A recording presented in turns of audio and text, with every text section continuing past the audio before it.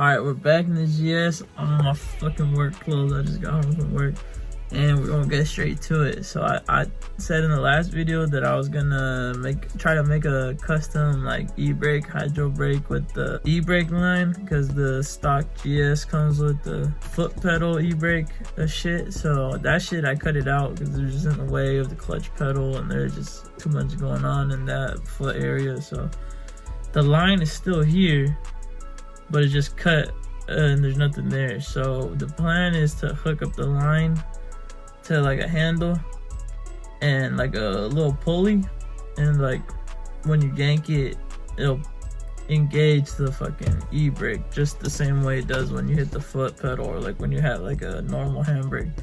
So I got all the parts laid out. I got the Home Depot special, so hopefully I should have all the stuff and it should just work. But this is the line right here, and it just cut right there.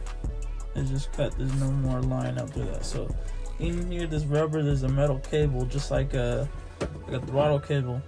So I'll have to like cut around this plastic and just get the bare cable. This is our hydro brake right here, fucking hammer. But the plan is to cut off the hammer part of it, like right around here, and then drill a hole. If the hammer goes here, then that pulley will go a little bit more forward, and this cable will wrap around the pulley. So then you yank it, it pulls the cable through the pulley and the springs engage, and then it pulls all the way back, activates the brakes, you know, the tires lock up, and then you let go whenever you need to, or you do less or more. And then to act like an e-brake, the idea was to use like one of these and weld this like another part, like right here, another bar, and put like another hole through it, so that one part, this part will be attached to the handle, and so when you yank it back, you can just lock it, and now it's like locked, like if it was a parking brake, which would barely be used, but like once in a while when you need to activate the brakes, like as if it was a parking brake in neutral, you could just do that. And it's like a simple way of still having a hydro brake and like a e-brake. So I'm gonna try that out and see how it goes. I'm gonna have to sand all this paint down, or see maybe with the metal brush and get that shit off, but we'll see. But that's the plan. Hopefully it comes out and doesn't look too ghetto. You know, in my head it seems like it can come out pretty nice and look obviously not stock, but look legit.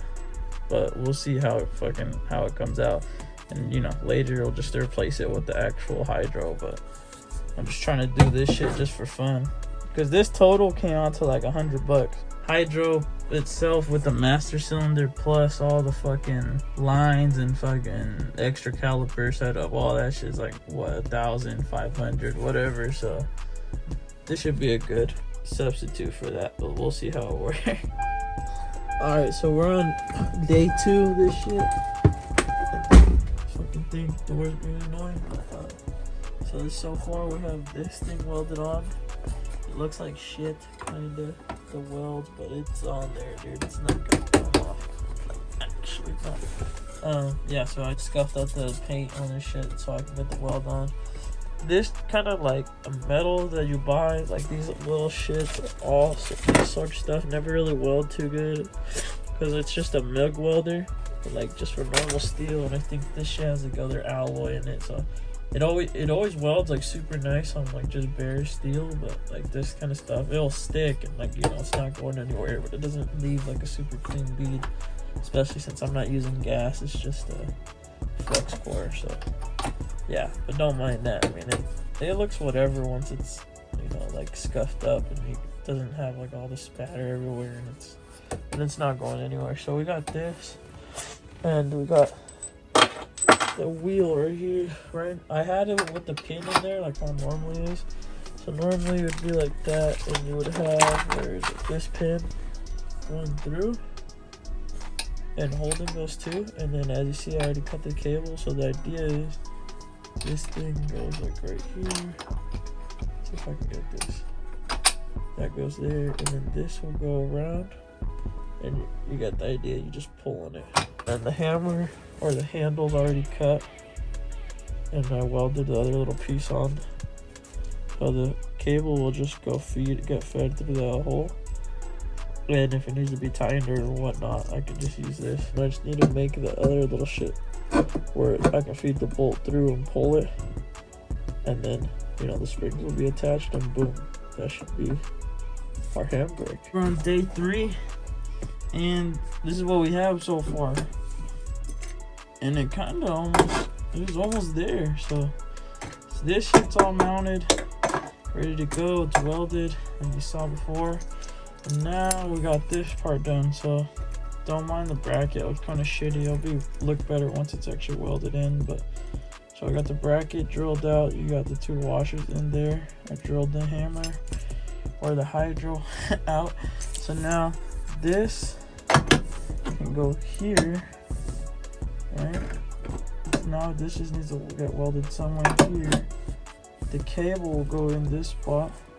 Once the bracket's welded in, this shit should just be able to go back and forth easy just off the bolt. Boom. Alright, as you guys can see, it's all done pretty much. I just need to tighten the cable because the cable is not tight enough yet for it to like actually put tension on the brakes. But I got my pro drifter girlfriend here to give it a shot. Let's see you do it. Oh, yup. Now hit the hydro brake. Just pulling down the hydro up there. And then you see here, it's pulling on the cable right here. And it's tightening. When we follow the cables with wheels, they're locked. So I think that's mission successful because now the diff won't move. And we have a drift setup for under $100. So now we just need to make the thing to lock it in place so it can stay locked like that, like a hydro brake. And we just need to get the diff off. But that'll be for next time.